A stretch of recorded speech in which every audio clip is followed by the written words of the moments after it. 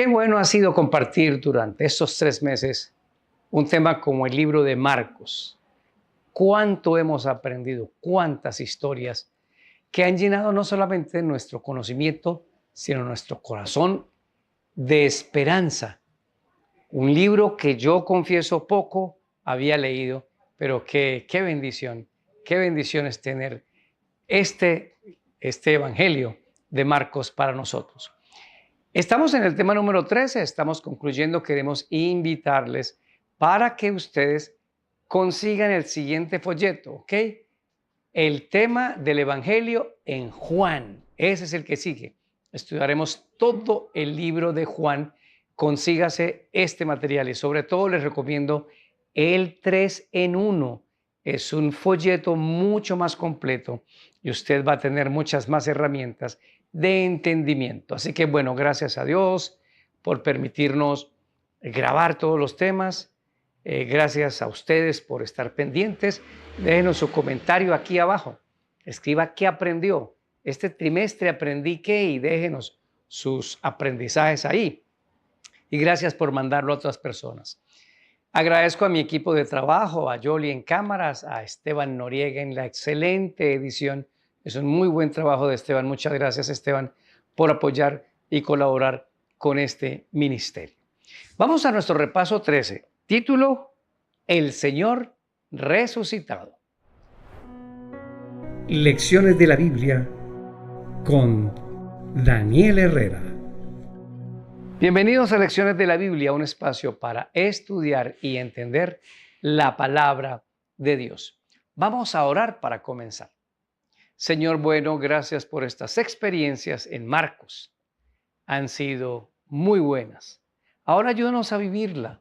Conocemos mejor a un Cristo Jesús a través de este evangelio, pero queremos que se haga vida en nuestro corazón y en nuestras acciones. En el nombre de Jesús, amén. Texto, Marcos 16:6. Pero él les dijo, no se asusten. Ustedes buscan a Jesús Nazareno, que fue crucificado, ha resucitado. No está aquí. Miren el lugar donde lo habían puesto. Bueno, les comento que estamos buscando cada semana en este repaso general entregarles herramientas.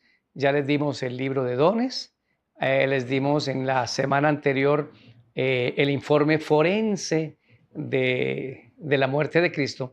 Y aquí les queremos enviar un capítulo de un muy buen libro, bien escrito, sobre pruebas fidedignas ante la negación de la resurrección de Jesús. Así que les enviamos este capítulo, creo que es el capítulo número 10. Para usted conseguirlo, baje aquí en el canal, descárguelo. Si no, inscríbase a uno de nuestros grupos de WhatsApp y ahí se lo vamos a enviar. ¿Ok? Esa va a ser la herramienta de esta semana. Pruebas para la negación de la resurrección de Cristo. Queremos tener con ustedes 4 temas. Primero, el tema de los celotes y el falso Mesías. Segundo tema, el poder de la vida en Jesús. Tema número 3, ¿y si Cristo no resucitó? Y el tema número 4, teorías en contra de la resurrección de Jesús. Tenga la bondad, usted va a leerse del libro de Marcos, el capítulo número 16. Léaselo todo varias veces, haga compaginación con los otros evangelios, a ver qué concordancias y qué diferencia encuentra. Muy bien, vamos al tema número 1, los celotes y el falso Mesías.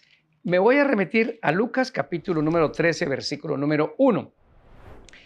En este mismo tiempo estaban allí algunos que le contaban acerca de los galileos cuya sangre Pilato había mezclado con los sacrificios de ellos. ¿A qué se refiere este incidente? Bueno, una de las sectas judías se llamaban los celotes.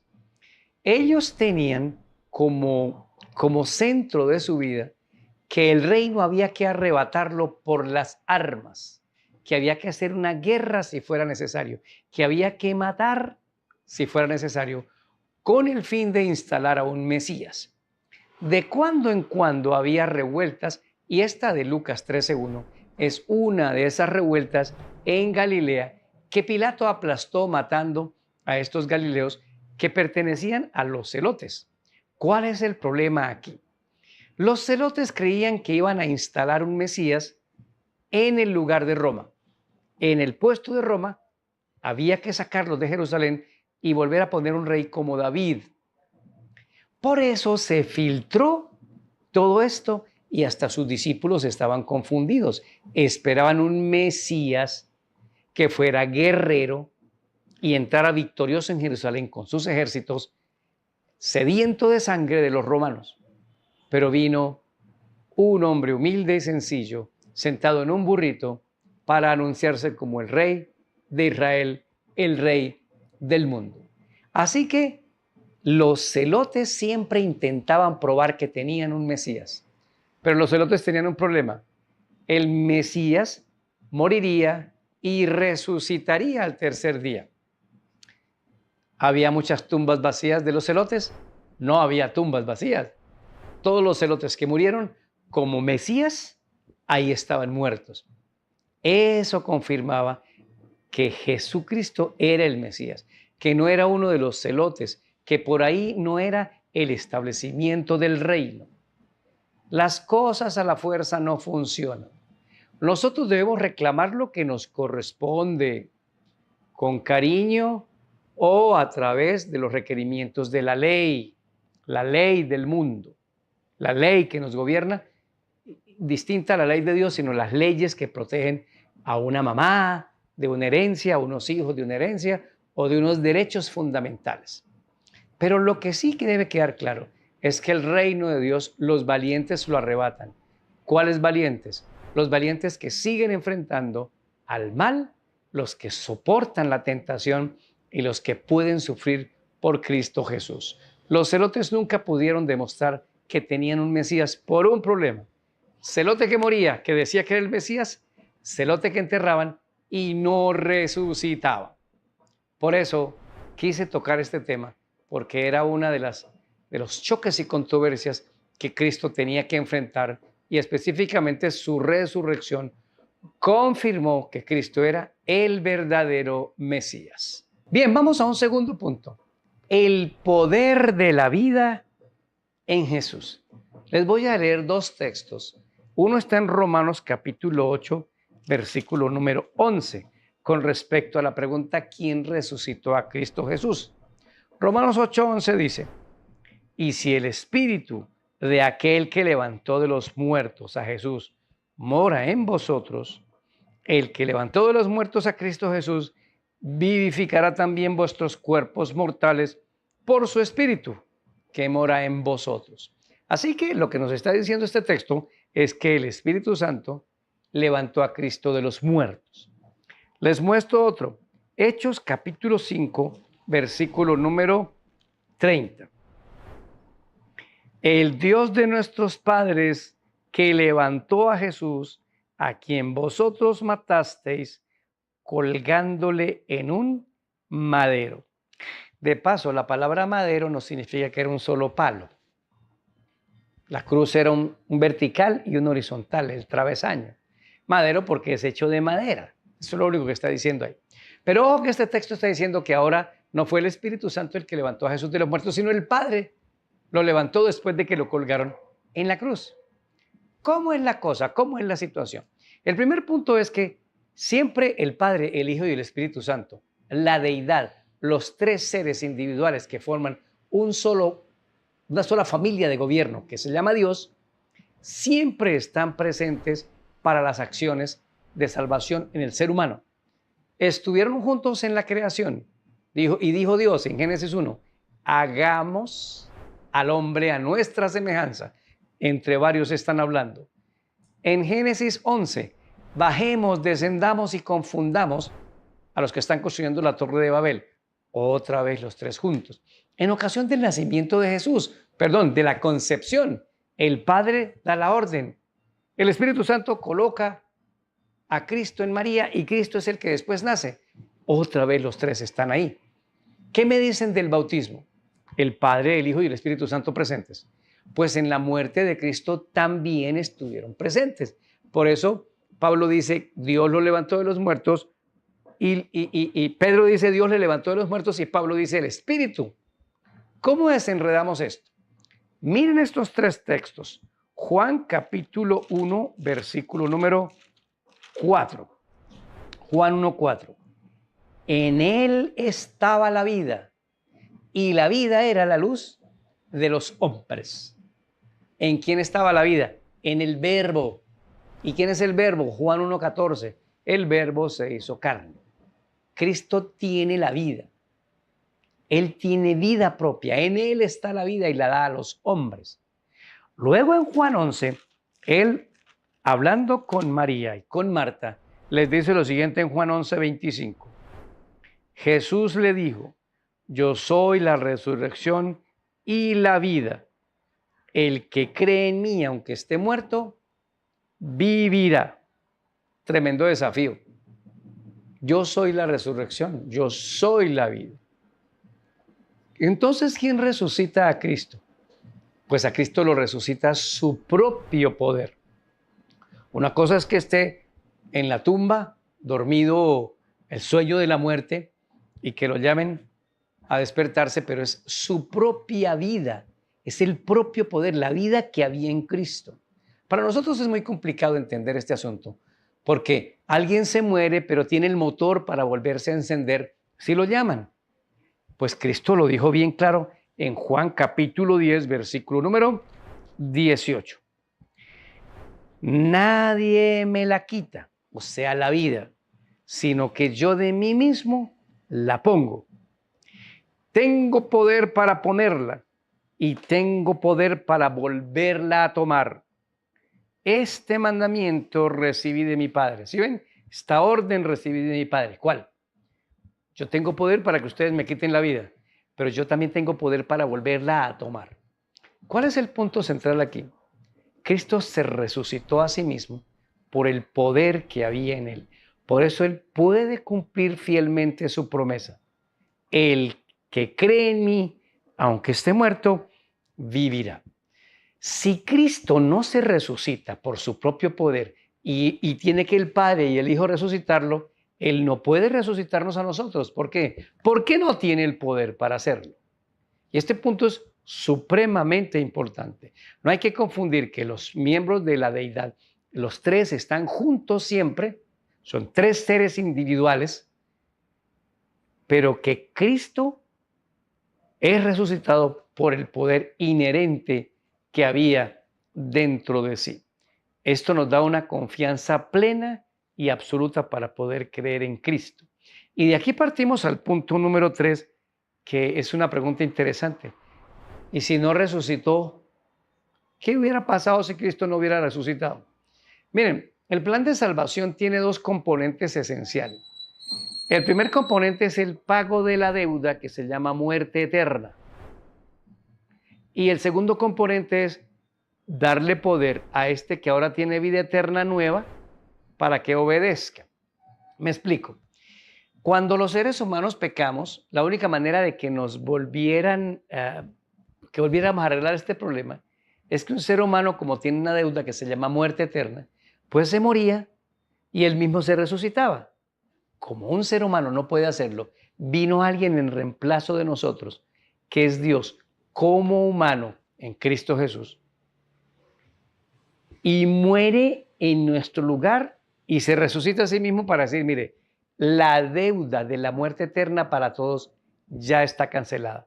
Oh, sí, Señor, ¿y qué es lo que hay que hacer? Pues solo crean en mí. El que cree en mí, aunque esté muerto, vivirá. Y la segunda parte del plan es ahora darle poder al ser humano para que pueda obedecer a través del amor. Es el problema de la concupiscencia de Santiago, capítulo número 1. Si Cristo no resucita, ninguna de las dos cosas del plan de salvación podía haberse hecho.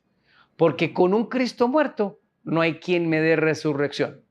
Y con un Cristo muerto no hay quien me dé poder para obedecer. Esa lucha que tenemos todos los días por vivir la vida, espiritualmente hablando, por vencer nuestras inclinaciones, no habría quien nos entendiera. No habría quien nos ayudara. No le hemos dado la suprema importancia a la muerte de Cristo Jesús por un problema.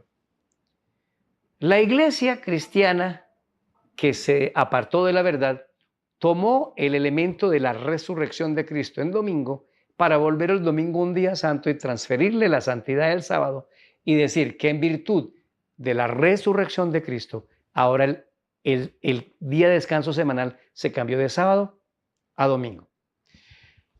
No debemos temerle a esto. No hay ningún texto, ni un texto que diga que la resurrección de Jesús en un domingo le dio una nueva autoridad a ese día.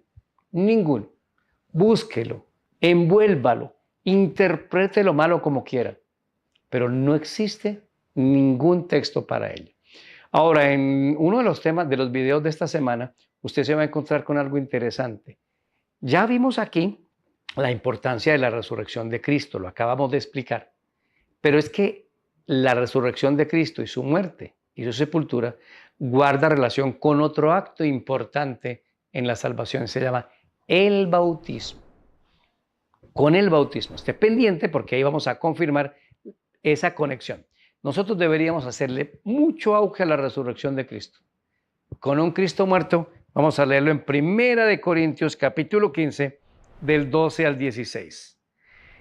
Pero si se predica de Cristo que resucitó de los muertos, ¿cómo dicen algunos entre vosotros que no hay resurrección de muertos? Porque si no hay resurrección de muertos, tampoco Cristo resucitó. Y si Cristo no resucitó, vana es también vuestra predicación, vana es también vuestra fe. Y somos hallados testigos falsos de Dios, porque hemos testificado de Dios que Él resucitó a Cristo, al cual no resucitó, si en verdad los muertos no resucitan. Porque si los muertos no resucitan, Cristo tampoco resucitó. Y Pablo hace una comparación entre la resurrección de Cristo y la nueva vida que nosotros podemos tener. Y miren, mis queridos, esto de la resurrección de los muertos ya planteaba un problema desde el tiempo de Cristo porque se negaba la resurrección. Los saduceos que hacen la pregunta de que cuando resucite el marido y las 7 mujeres muertas, la mujer con 7 maridos muertos, hicieron una pregunta de la resurrección sin creer en la resurrección. Por eso ahora pasemos al punto número 4. Teorías que niegan la resurrección. ¿Por qué negarlo? Bueno, porque un Cristo muerto no nos sirve a nosotros de nada. Mahoma está muerto, muchos héroes están muertos, no pueden hacer nada por sus seguidores, pero mi Cristo resucitó. Aquí hay 4 teorías que se han acuñado para decir que Cristo no resucitó. La primera, el ateísmo. Si Cristo ni siquiera existió, entonces nunca murió, entonces nunca resucitó. El ateísmo es la negación de Dios. En el principio, cuando empezó a Marx a decir que la religión es el opio de los pueblos, hay que pensar que hablaba de una iglesia, de cierta religión. Pero en la Biblia la palabra religión es religare, religar, volver a conectar al hombre con Dios. Qué bien haría que una persona que no cree en Dios pudiera decirle: Señor, si existes, ayúdame para creer en ti. Esa es una primera negación. Vamos con la segunda. La tumba equivocada. La tumba equivocada. Entonces comenzó a regarse la historia durante el comienzo de la predicación del Evangelio por los discípulos, de que todos corrieron y fueron a una tumba que no era en la que originalmente lo enterraron. Entonces fueron a una tumba equivocada que estaba vacía y de ahí regaron la historia de que Cristo había resucitado. Entonces hoy muchos eruditos de la alta crítica niegan la resurrección de Cristo diciendo que los discípulos simplemente fueron a una tumba equivocada. No fueron a ninguna tumba equivocada, fueron a la tumba correcta. Tercera negación, el arrianismo. El arrianismo se parece al docetismo o al moderno gnosticismo. ¿De qué hablan ellos? Se dice que Cristo no fue un ser realmente humano, que fue un ser divino que vino a la tierra, pero que nunca fue un humano. Entonces, cuando murió, nunca murió. Simplemente estuvo dormidito y se despertó al tercer día porque él no podía morir porque era Dios. Era un ser superior con un cuerpo material que en realidad no era un cuerpo material. Esta es otra forma de querer negar la muerte de Cristo y su resurrección. Cristo fue realmente humano, 100% humano. Cristo es 100% divino y su resurrección fue una gran bendición para nosotros. Y la última, la teoría de el desmayo, lo que se llama como catalepsia. Entonces, esa teoría dice que Cristo, cuando fue crucificado en la cruz, le dio un falso paro cardíaco. La catalepsia dice que inhibe el funcionamiento nervioso del cuerpo, pero que después se recuperan. Entonces lo llevaron a la tumba y simplemente él se levantó de su catalepsia, de su desmayo, el domingo por la mañana. Bueno, increíble que con una lanza atravesándolo en el corazón, con los vejámenes que sufrió Cristo, con el sufrimiento en la cruz, vayamos a decir que tuvo un simple desmayo. Cristo 100% murió. Por eso las herramientas que les hemos dado del informe forense, y ahora puede usted, al terminar, bajar el capítulo de ese libro que nos gustó para enviárselo. Expulgue bien, ¿no? Pulgue bien y lea, pero son, si Cristo resucitó, requiere un veredicto. Así se llama el libro completamente. Lo cierto es que tenemos un Cristo que resucitó, un Cristo que está vivo y que quiere estar vivo en mí, quiere hacerse carne en mí. ¿Qué significa eso? Que yo copie el carácter de Cristo. Este trimestre hemos aprendido de un Jesús a través de un Marcos que tuvo los ojos para ver a un Jesús humano, a un Jesús alegre, a un Jesús salvador. La pregunta es, oye, ¿qué vamos a hacer con ese Jesús que hemos conocido? ¿Vamos a seguir siendo los mismos? ¿Algo podrá transformarse en mi vida? Que Dios te ayude para que esas transformaciones sean una realidad. Los espero el otro trimestre. Soy Daniel Herrera y deseo para todos un día lleno de bendiciones.